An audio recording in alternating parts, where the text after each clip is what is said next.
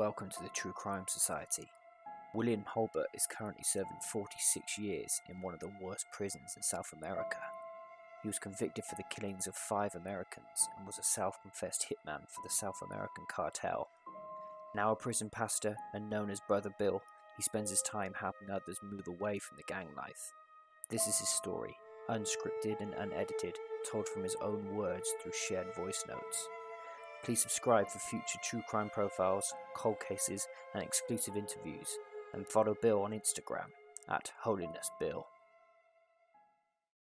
Hey guys, this is Brother Bill from deep inside Central America's most dangerous and notorious prison. My friends here from True Crime Society have asked me to do a small kind of an interview, but they gave me some topics to talk about, and so I'm going to do it as a rolling narrative, and I hope that you'll enjoy it. My name is William Dathan Holbert. I grew up in, I'm better known as Wild Bill, or I was in the world, and now I have been converted to Christianity and I'm Brother Bill. But I want to tell you a little bit about myself and what I did, where I'm going, and let you guys in the true crime community know a little bit more about me. I grew up in western North Carolina, in the mountains of western North Carolina, in the deep south of the United States. I had a normal childhood. I had 2 parents, mother and a father, both worked.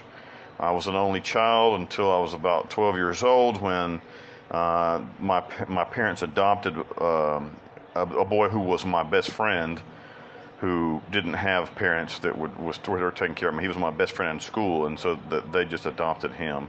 So that's my family life. I played high school and college football. I was captain of the football team in high school. And then we're talking about American football. Tell us about your previous life and what I did for the mafia. When I was in the United States, I was pretty straight-laced, but because of personal reasons, I ended up leaving the United States and went to Costa Rica. Some conflicts in my personal life, and I don't really want to talk too much about that because we'll let all those people who were part of my personal life be. But when I got to Costa Rica, I needed to make some money, and I didn't have very much. And I got hooked up with a fellow who ran a human trafficking ring. And now what that means, that's not slaves. It's not the slave trade. Don't confuse that. It's people from Asia who have paid actual money to get to the United States and Europe, and they come through the canal, the Panama Canal. I was in Costa Rica, but I was working out of Panama, and they come through the Panama Canal. And I captained the boat that went from one of the legs. Each of the journeys has a leg of the journey, you know. And so they drop them off in Boca del Toro, Panama, the Asian people, and I would pick them up there out of what we call a cartel, like a dormitory, and carry them on, and then they would be transferred at sea and go on towards Jamaica. And then from then on, I really don't know what happened. And that was how I got started. In a freak accident, I got into a fist fight with one of the people that worked for us, one of the securities for us, and ended up actually killing him in that fist fight. And that was the first time I'd ever killed anybody. Not something that I wanted to do, and something I was terribly afraid about. It made me very afraid. But also the folks, I want to be really honest about this, and I don't want to make any excuses for my life. I made terrible errors, constant terrible errors, and I'm the person who's responsible for these errors. I'm not a victim. I'm the villain in this story, and I want to be really clear about the fact that I'm repentant of the life that I led. But it was a crazy life, and each step downward carried more devious duties, so to speak, more evil things that had to be done. But they also carried more money until I actually became a professional assassin and trained professional assassin. And then for a while there in Central America, from the years 2006, 2007 to 2010, I was the premier assassin for the Central American cartels. I got put in prison because of a case in which involved an American lady who was a hit was put out on her by her husband. It's a long story, and all this has been told a million times. You can look it all up. If you want to look up William Dathan Holbert, you can read about it. Wikipedia, millions of news articles in English and Spanish. And so I got convicted for 46 years, 47 years at first, 47 years for quintuple homicide. And then after that, I appealed, and the appeal came back 46 years, and I appealed 46 years. Then I appealed again with a new lawyer. We're trying to get them to uphold their own law. The law, when I was arrested, said that the longest a person can be in prison in the Republic of Panama is 20 years. After I was arrested, they passed a new law, but the law was not retroactive. It was not retroactive. And so they, for all lack of a better word, they screwed me. And so I'm waiting now on my second appeal, waiting back to hearing that. So that's what my situation is. So I'm here for do I feel any remorse or guilt? I want to be real clear about that. It took me a long time to get straightened out and to understand what actually had occurred in my life, because what was normal for me was so abnormal for other people, because it's not just a one day to the next you go, well, you know what I'm going to do today? I'm going to wake up and be a contract killer. That's not how it works. The way it works is it's one step deeper and deeper and deeper down into destruction until you're so far gone that that's what's normal for you. What was normal for me and the people that I was around is horrendous and terrible, and I want to be real clear. You got to be really careful about what you think about and what you allow into your life. In 2011, in November of 2011, I accepted Jesus Christ as my personal Savior, and a lot of people look on that with disdain and say, well, all prisoners do that, and it's just a gimmick. It wasn't for me, and it didn't gain me any privileges or anything. And I also did not have this huge religious experience where just like I saw the light. I had to work at it. I opened a charity in 2013, two charities actually, Panama Prison Ministries and Panama Human Rights, because the human rights situation in the Republic of Panama's prison systems is horrendous. I mean, horrific. I mean, I'm in the most dangerous prison in all of Central America, and that's saying a lot. 5% of the people who come in here are murdered. I want you to think about that. 100 people are sentenced. 5 of them are not going to come back out because they're murdered, not because they died of disease. Those are others. So I mean, so 5% of the people who go into Panamanian prison are murdered in prison. So think about that. And you know, in the UK or the United States or Germany somewhere, it's probably 0.001% are murdered in prison. Very few people are. There are very few murdered. Here, it's just a regular occurrence. For instance, the prisoners here have firearms. Prisoners here have firearms sold to them by the guards, and so it's a really different dynamic. It's a very dangerous place. Here, after many years of working, I am the pastor of the church, and I spend all of my time every day trying to help other people. I also have an Instagram account and a Facebook account, and I hope that my friends will post maybe in the comment section below in the description box, maybe the Instagram account, but it's at Holiness Bill. We make a joke and say that I'm His Holiness, like the Dalai Lama, and I'm not. That's a tongue-in-cheek joke. But what I am is a representative of the love of Jesus Christ. Christianity has been hijacked, really, in my own opinion, by people who are that are really nothing more than Pharisees, people who don't share the love of Jesus Christ and don't obey the "judge not lest thee be judged" adage, verse, commandment of Jesus Christ. And so we share the real love of Jesus Christ, and we believe that anybody can be converted. And if Wild Bill, one of the worst men in the world, maybe you could argue and say one of the 5 worst men in the world, can convert and become Brother Bill, who loves everybody and takes care of everything, then there's hope for anybody, hope for you, hope for anybody else. So I spend all my time counseling people, and I'm not talking about prisoners. I'm talking about people from the outside. Maybe I counsel maybe 30 people from all over the world. I have friends that I counsel in Australia, Germany, United States, all over the UK. We have a support group on WhatsApp also, which is awesome. And Anyway, so that's who I am, and that's what I do, and I'm fighting right now to get out of prison. If things go my way, I could get out of prison as quickly as 2 or 3 years. And if they don't go my way, the state will be able to keep me here for 15 more years in prison. But either way, I'm 42 years old. I'm in good shape. I'm a boxer. I box. I learned boxing in prison. Didn't know it in the street. Didn't know it when I was free.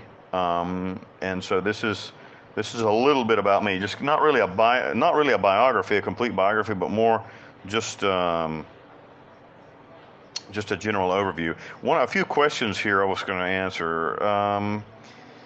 Did I ever want out of the mafia? No, I didn't want out of the mafia. I assumed that I would be killed, because that's what happens to all hitmen, all assassins, is they're retired by the organization. When you make too many mistakes, or you become too old or whatever, they just clip you. I've clipped several myself for that same reason. How did I end up there? Like I said, I kind of told that already. I got introduced into human trafficking as just a boat captain, and it kind of all went downhill from there. Do you have any fear of talking openly about this life? No, because I took all the blame myself. I didn't turn any of my associates in, and really most of them are all dead now after 11 years. I've been in prison for 11 years. I was arrested in 2010. Imagine that, an American, first worlder, big white dude in prison in Panama, where he's the only one of them. There aren't any more.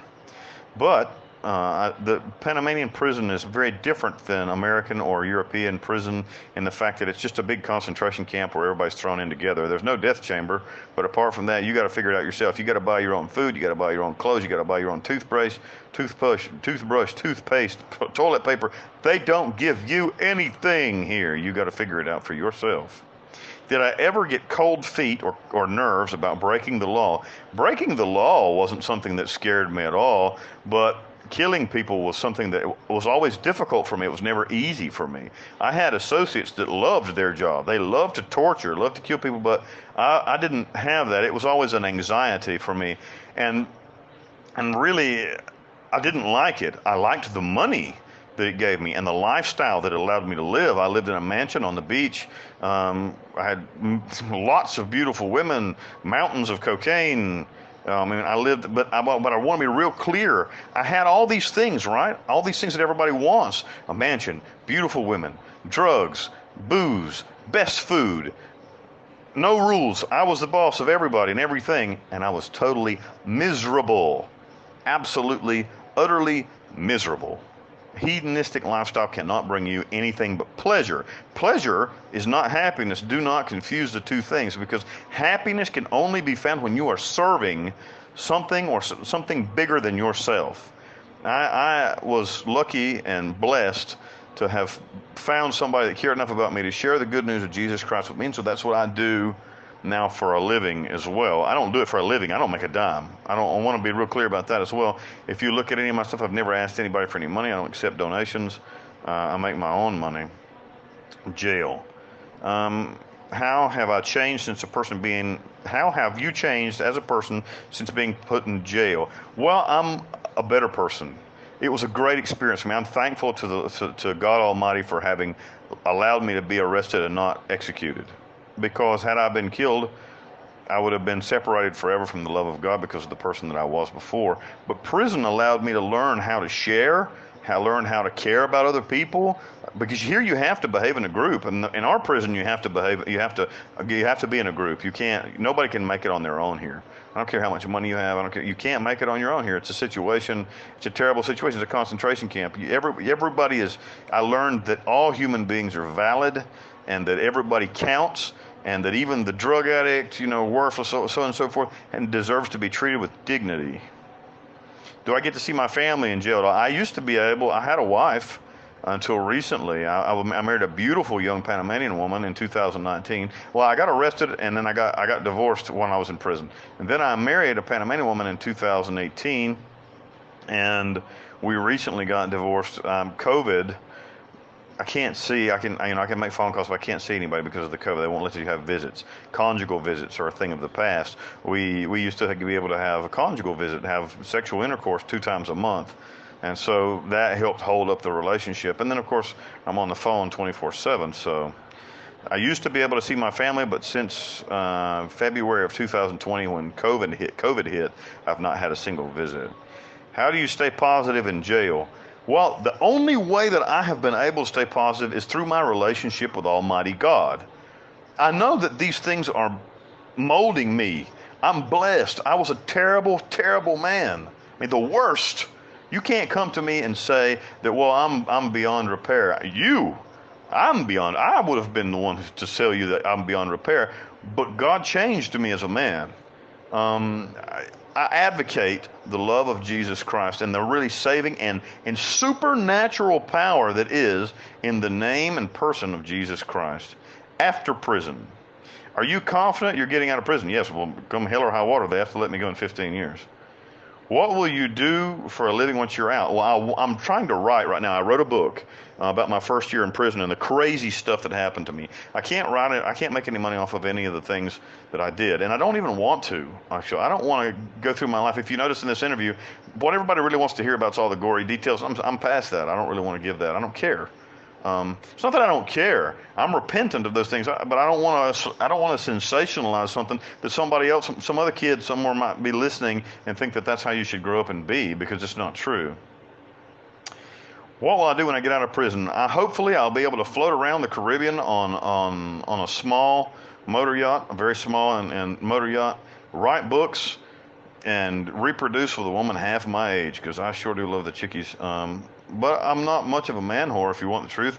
I usually end up with a beautiful young woman. I just divorced one, so I'll be trying to find another one pretty soon. Once I can get to the situation where I can have conjugal visits again, I'll probably be trying to replace her. And the fact that it almost killed me, the divorce, I won't lie to you, was probably the hardest thing. It was much harder for me because I was really in love with this woman, and it broke apart, just kind of broke my heart. So comparing the two lives, what is your biggest regret from your life? I don't have any regrets. I mean, I wish I hadn't. Okay, I want to be real clear about this because people don't like it when I tell the truth. I don't sit around and feel guilty all day about the things I did. I ask forgiveness from God. I even wrote letters to the families of the victims and asked forgiveness when I accepted Jesus Christ. I mean, I don't expect them to be able to forgive me, and I don't think that I deserve it either, but I want them to know that I'm repentant. But it wasn't my idea to kill all those people either, and I don't sit around and worry about things I did in the past. Now, when you're thinking about your life, the past cannot affect your future. It cannot. It can affect your present. I am presently in a bad situation because I was an idiot, and I behaved in a way that didn't respect other human beings. That's why I'm screwed. But the future will be built on how I'm behaving today, and how I'm behaving today is as near perfect as I am possibly able to do so. So that's what I'm doing with my life right now. My life is completely different because of the effort that I put into it and the supernatural power that exists in the name of the Lord Jesus Christ. Have your feelings towards life changed now compared to your previous life? Yeah, I think that we can see that it has. And I exist on this planet to serve you, the person that's listening to me. That's why I'm here. I'm here to serve you, to tell you how it was and how you don't want to be. We want to respect everyone. We want to love everyone. We want to help everyone. We want to serve everyone. The only way to actual happiness is serving something bigger than yourself. Were you a good person then, and are you a good person now? I was certainly not a good person then. I was a terrible person then, and I'm a good person now. I think that a good person is very relative. I mean, a lot of people would say that I'm not a good person. I think that maybe if you, maybe a Muslim or an atheist would say that I'm insane because I believe in Jesus Christ. So I mean, good person is a relative term. Do I think I'm a good person? I'm really working hard to be a good representative of the love of Jesus Christ. That's the best I can answer for that. Would I ever repeat any of the things I did? Absolutely not. I have been to the dark side. I have been the champion of the dark side, and it was a living hell, and I was never happy. Now I'm in prison, poor, impoverished. I mean, like in the worst conditions you could possibly imagine. I mean, like really, running water 1 hour a day, no electricity. And here in this hell, I'm as happy as a lark because I spend all my day trying to help other people from the outside with these types of messages. And then, of course, my brothers here in prison have elected me as their pastor and their mediator. So like when the gangs get in fights and stuff like that, it's me they call in to be the mediator. The government has put me in that position. I work for the government in that position. So, hey, I hope this has been somewhat interesting to you. Listen now, at Holiness Bill. At Holiness Bill on Instagram. Also, you can come and check me out at Friends of the Prophet, Brother Bill. Friends of the Prophet, Brother Bill on Facebook. That's a Facebook group. Join it. Come and check me out. Follow me on Instagram. Join our group. It's a wonderful thing. If you're interested in contacting me, by all means, send me a direct message in Instagram, a direct message in Facebook, and I'll certainly give you my WhatsApp or all my other stuff. And so, hey, God bless each and every one of you. I love you, and Jesus Christ loves you too.